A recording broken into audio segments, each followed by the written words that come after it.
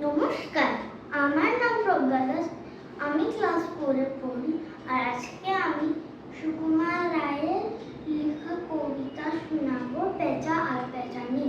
পেঁচা কয় পেঁচানি, খাস এত চেঁচানি, শুনে শুনে আর মন নাচে মোর প্রাণ মন।